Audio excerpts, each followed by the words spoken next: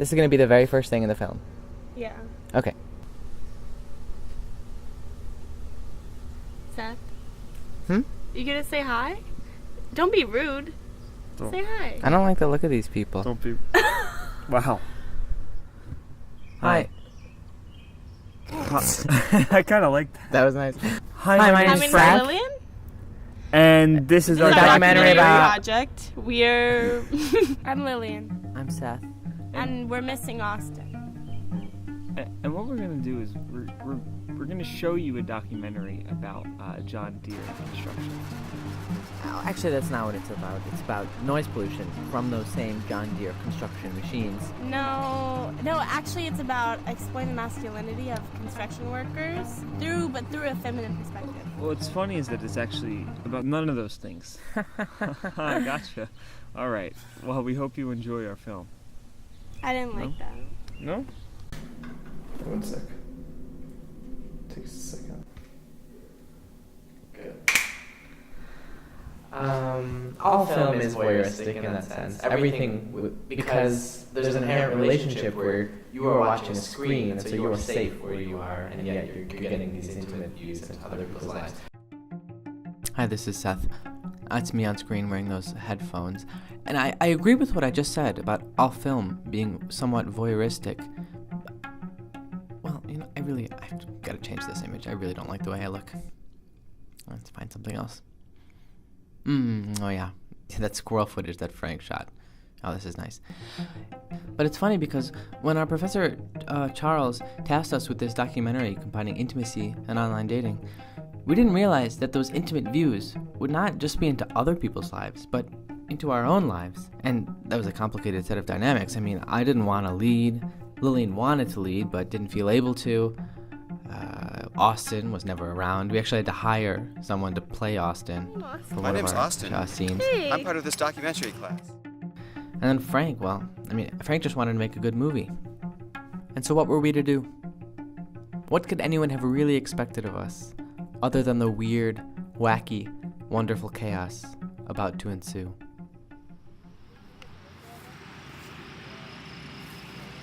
It's that feeling deep inside when you've got them butterflies. It's that feeling that you can never satisfy.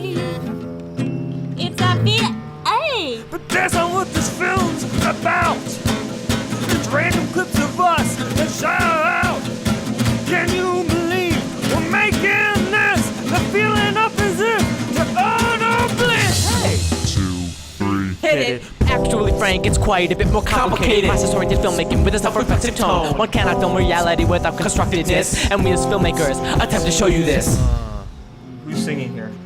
Austin! Austin! Austin! I swear I saw him earlier. I just saw him. He was just here. He was just here. Well, we have to do this Should now. we check for him? No, we're not checking Not enough for time him. for that. Okay. Let's just do it. Ready? It's that feeling deep inside. It's that feeling deep inside. Deep inside. It's that feeling. When everything else is shit! It's that feeling deep inside when you've got them butterflies. When we started making this documentary, I thought I'd get to make something about online dating. Sophia! Yeah. Sophia, tell me about your boyfriend. How did you meet? We met on the internet. But the thing about online dating is it takes up so much energy. I began questioning why I was doing what I was doing. For a documentary, or because I wanted to be doing it. And I did meet up with someone. He even drove a long way to see me, and we walked through the Glen, ate lunch, talked in my room. But I had this weird experience with him where I just explained the SOPP, our sexual offense prevention policy, to him and how consent works. And he asked to kiss me. And my response was, I don't know. And then he kissed me. We haven't talked since. You know, intimacy with yourself is really paying attention and understanding. And it takes time, and it's painful because sometimes I look at things and I'm like, oh my gosh, I'm so clumsy in that arena. I wish I were better. And it's hard to not want to run away from conflict or from projects I haven't finished or things like that. Like sometimes that intimacy with myself is a truth telling that isn't easy to hear. I think that making a documentary about intimacy with a group of men has been triggering for me, because I don't think I've ever had an intimate relationship with a man that felt really, truly supportive and loving, or with a man that I really fully trusted. Is that all you have to say? Are you serious? You want me to answer this? Yeah. Can you imagine it being very challenging to make a documentary about intimacy with three men that you really don't know intimately at all? Is this your charge? Yeah. Well, you don't have to know them intimately. You're just asking them what intimacy is, right?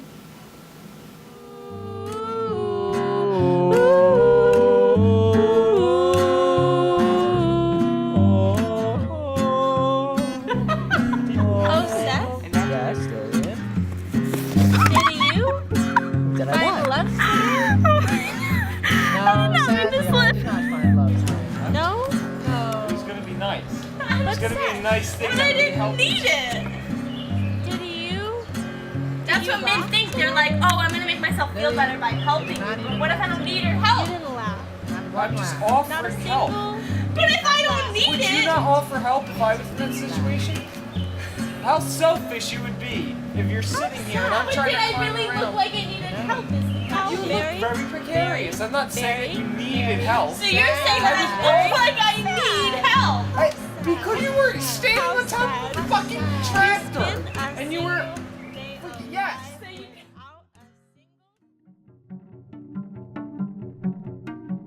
Hello again, everyone. This is Seth.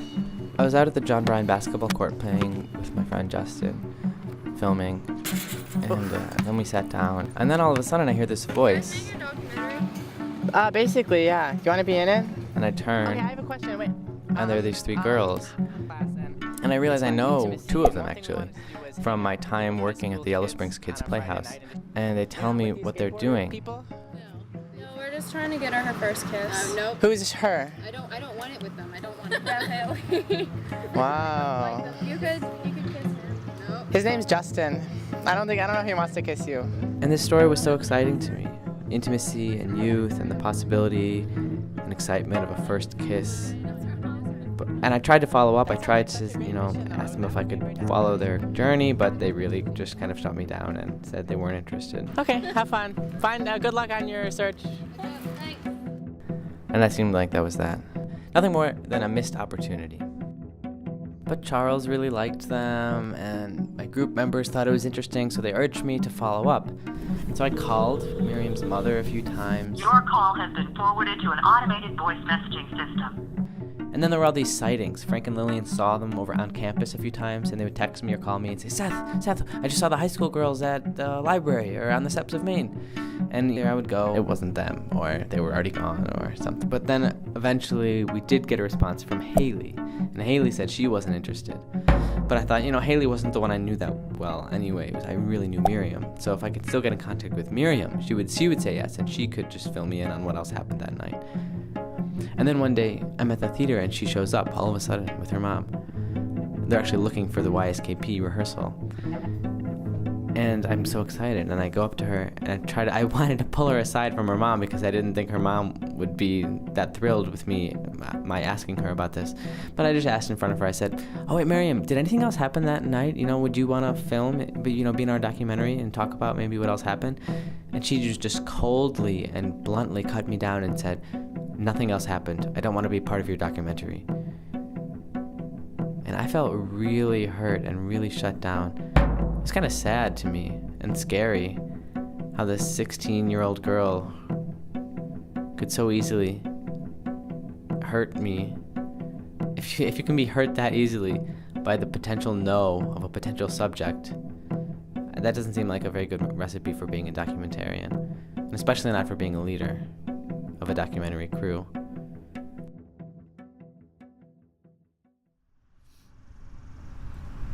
We're such a great documentary team. Wow, God, we are really good. We make really nice shots together. I think we even rival.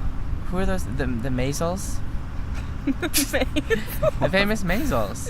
The documentary team. We need to say something more substantial in this segment. Yeah, we need to talk more directly to the audience about our film. So, you may be figuring out what this film is about. No. Well, what are we going to say?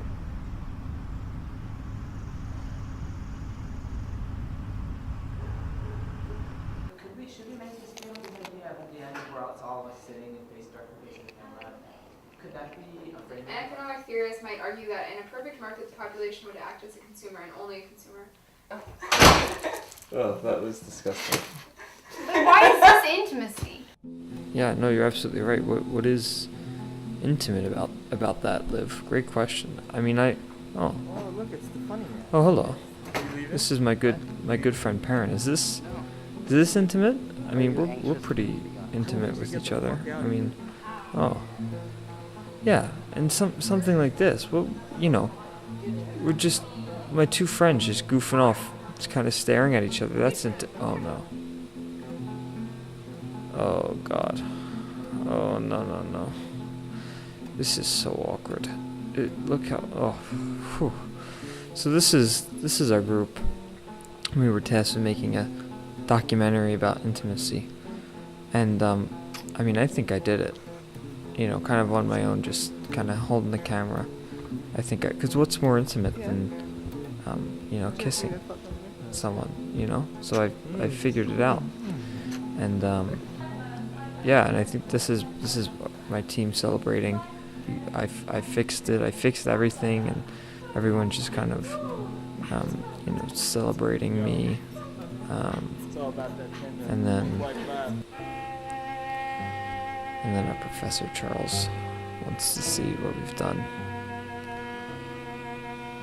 And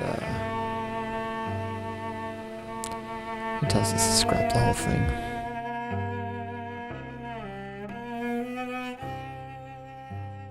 She and a friend of hers named Laurel Pastor, yeah, were talking, and Hazel was saying, you know, she really would like to have a man, and but there was nobody that sort of seemed attractive to her. And she says, of course it's Bill, but who'd be interested in Bill? And Laurel says, oh, I don't know, Bill's not so bad. He has a good sense of humor. It's one thing and another. And so we got together. People think that a prerequisite for a good marriage is what really should be the result of a good marriage.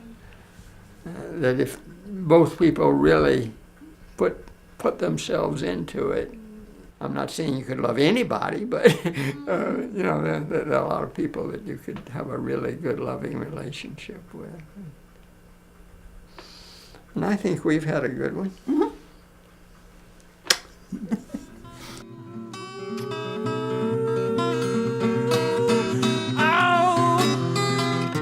It's more than just this one time.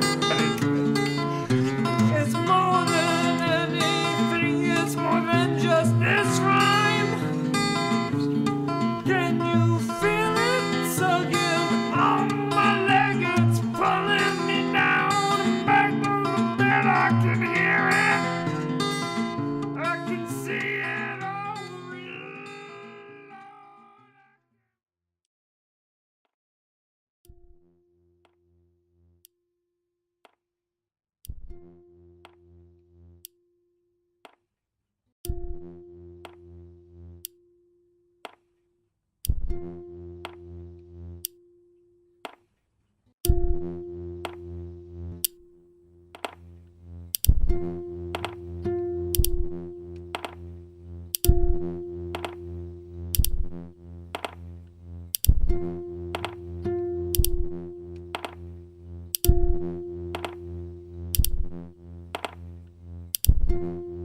Hello, my name is Austin, and I'm the project group member from hell. I did not simply choose to become such a thing. It was thrust upon me like my hair type was. I just didn't have a choice. That's because it stems from the familial panic disorder I've been blessed with, which just happens to follow the same genetic kind as my curly hair all the way back to great-grandma Gaeta. The thought of answering a text or an email from one of my team members would send me so close to the verge that the safest thing to do is to not answer at all.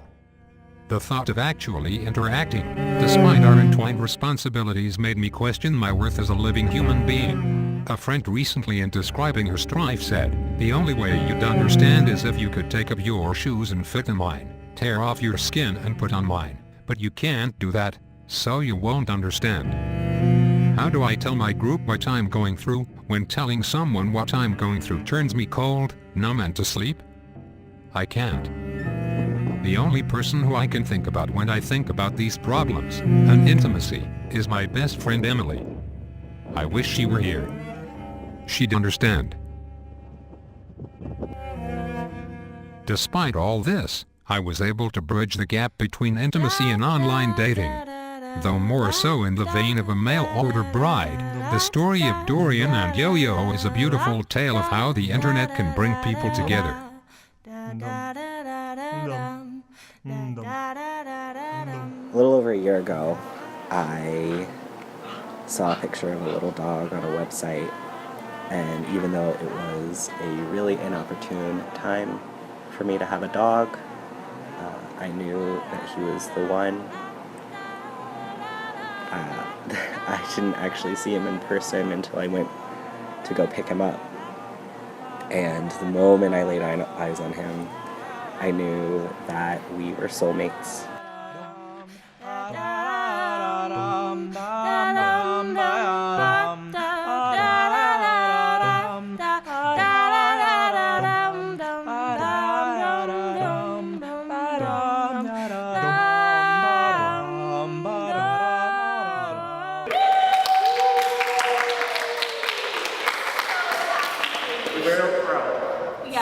Baby's first step.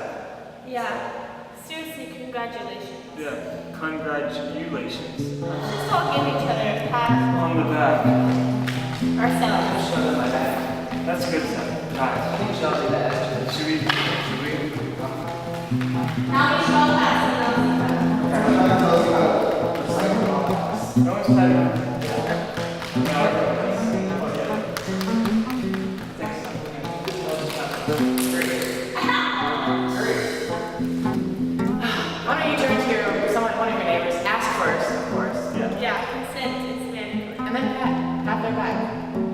Don't pet. Petting's weird. We're not hands. Pat. And if your name's Pat, get 2 pats. Easy experimental novel,